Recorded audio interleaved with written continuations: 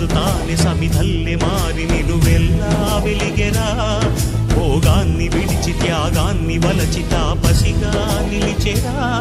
జనక్షేమమే తన సంకల్పముగా, తన ఊపిరి హోమజ్వాలలుగా, స్వర్గాన్నే శాసించెనురా, అమృతమును ఆహ్వానించెనురా.